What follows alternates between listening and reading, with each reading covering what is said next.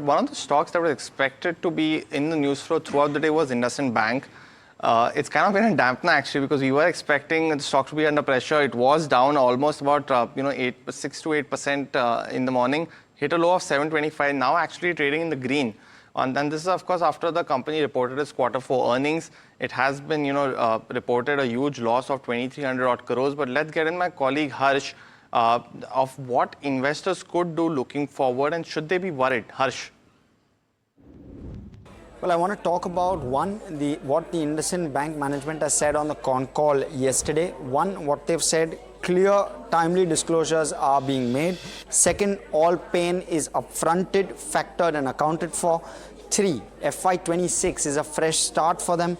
The liquidity coverage ratio as well as the capital adequacy ratio remains fairly healthy, and the CEO selection is on course.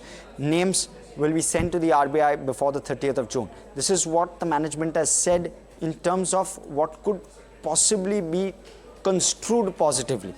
Now, should investors, despite all of this, be worried, and what should they be worried about? One, is the kitchen sinking fully over? Has all the rot within the bank in terms of its books and the way in which processes have been aligned, has all of that been cleaned up?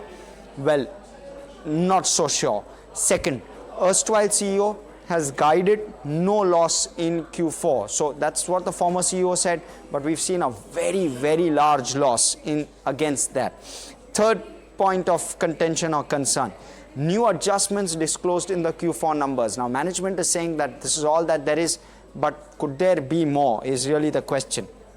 Regulatory action against all that has played out is yet to be factored. Mind you, there is a fraud involved as well, and therefore what would that lead to in terms of the bank's performance? 5, action in terms of what the bank is taking against the former CEO as well as deputy CEO.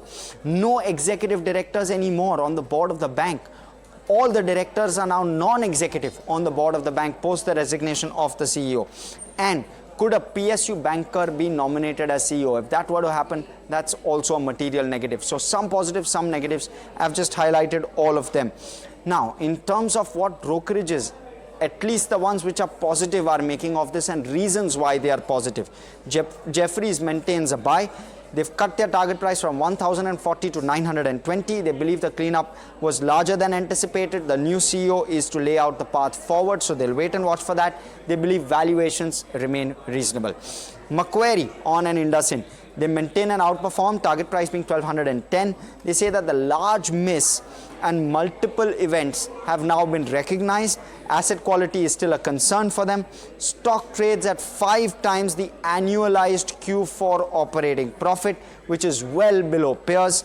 And the key monitorables, management succession, when do credit costs peak, sustainable margins, and governance. Those are the factors they'll look out for.